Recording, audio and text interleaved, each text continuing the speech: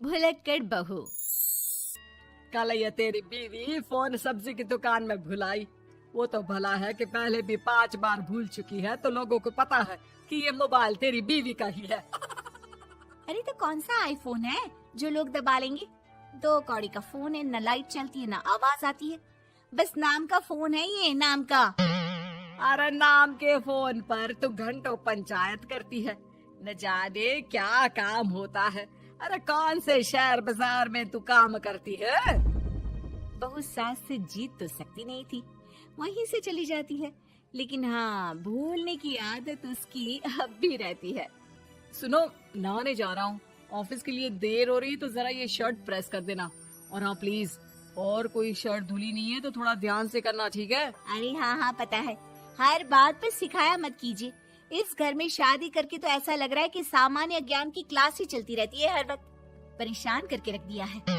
पति नहाने जाता है और बीवी लग जाती है पति की शर्ट प्रेस करने कि तभी बाहर से आवाज आती है, कोई गरीब साधु को रोटी दे दे।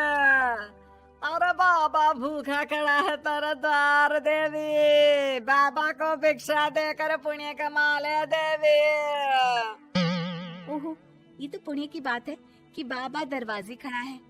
अब इसकी आवाज सासू माँ को सुनाई नहीं देगी, लेकिन मैं और ये कमरे में हल्के से बात कर ले तो क्या, अरे घूसी चली आती है। चलो पहले बाबा को ये रोटी दे देती हूँ। अब क्या था, रिंकी जाती है बाबा को रोटी देने, लेकिन पीछे छोड़ जाती है पति की शर्ट के ऊपर प्रेस, वो भी गर्मा गर्म। अरे बाबा रोटी तो ले लो, बस ये बता दो कि मेरी किस्मत कब जगेगी। ससुराल में हालात टेबल टेनिस के बॉल की तरह हो गए हैं।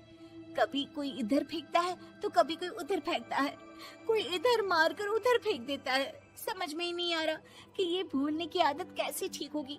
कोई उपाय हो तो बता दो ना बाबा। बाबा घर के अंदर देखते हैं तो 1 घंटे बाद टीवी पर गजनी फिल्म शुरू होने वाली होती है। याद है ना, गजनी फिल्म जिसमें आमिर खान को भूलने की बीमारी होती है और वो हर बात को लिख कर याद रखता है। अरे बेटे, हम बाबा हैं, हर किसी सवाल और जीवन में दुख परेशानी का निजात है हमारे पास। तुम एक काम करो, 1 घंटे बाद टेलीविजन के सामने बैठ जाना और जो फिल्म देख रही हो ना, देख लेना। तुम्हें तुम्हारे सारे सवालों के जवाब मिल जाएंगे।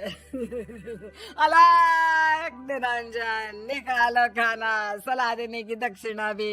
अरे बाबा, जीवन से ये वाली समस्या खत्म हो जाए तो समझिए मेरे घर से आपका लंच पैक शुरू, वो भी बिल्कुल फ्री में। तभी अंदर से पति के जोर जोर से चीखने की आवाज आती है। अरे क्या मजाक बना रखा है तुमने? ये क्या है, पूरी शर्ट जला दी। तंग आ गया हूँ मैं तुम्हारी भूलने की आदत से। हे भगवान, ये मेरा गधा जैसा बेटा सारा दिन जितनी कमाई नहीं करता उतना तो ये लड़की नुकसान करवा देती है। बाबा, लग रहा है कि कोई कांड हो गया है अंदर मुझसे। अच्छा मैं ना 1 घंटे बाद बैठ जाऊंगी फिल्म देखने, विदा लीजिए अब तो आप। जैसे ही वो घर के अंदर जाती है, सामने पति खड़ा होता है फटी शर्ट पहनकर।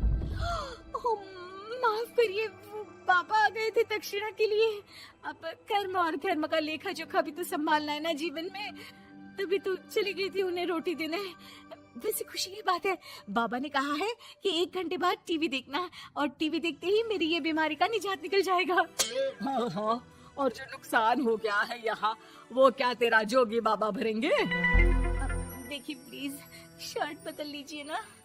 नहीं, आज तो मैं ऐसे ही जाऊंगा, ताकि लोगों को भी पता चले कि कैसी भुलक्कड़ बीवी के साथ निभा रहा हूँ मैं।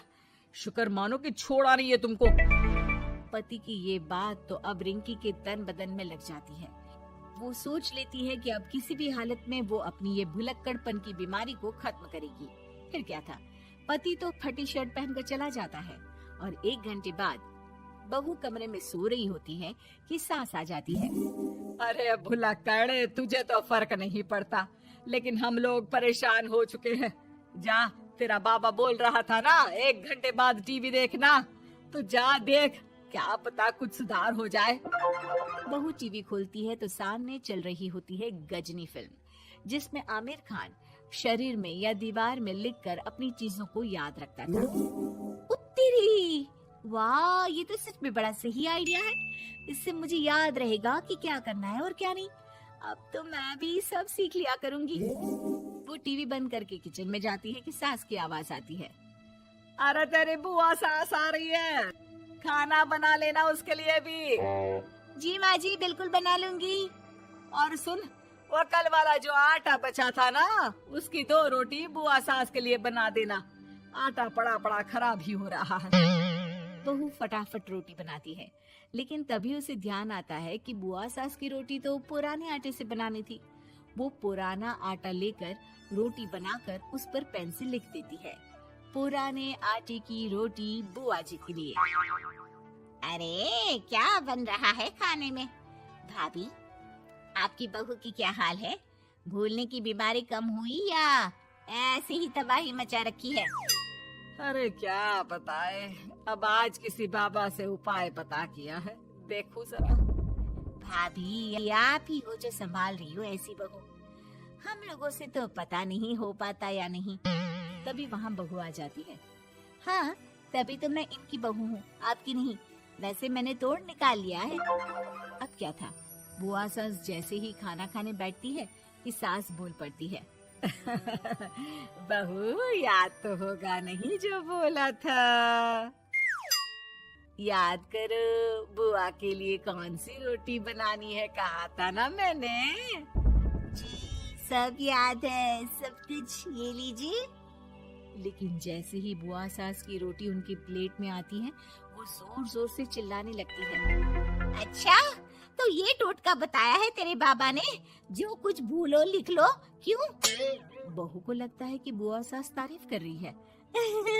अब क्या करे, याद रखने के लिए कुछ न कुछ तो करना होगा ना, वरना रोज रोज ताने बोलियां खा खा कर तो मैं परेशान हो गई थी। तो क्या कहा तेरी सास ने? बासी आटे की रोटी बुआ सास के लिए? है? बाबा, अरे हाय, कैसी बात कर रही हो ननद रानी, मैं ऐसा क्यों बोलूंगी? ऐसे आपको कैसे पता चला? क्योंकि तेरी भुलक्कड़ बहू ने ये लिखा है। बहू सबके सामने वो रोटी रख देती है जिसमें लिखा होता है, बुआ सास की रोटी बासी आटे की।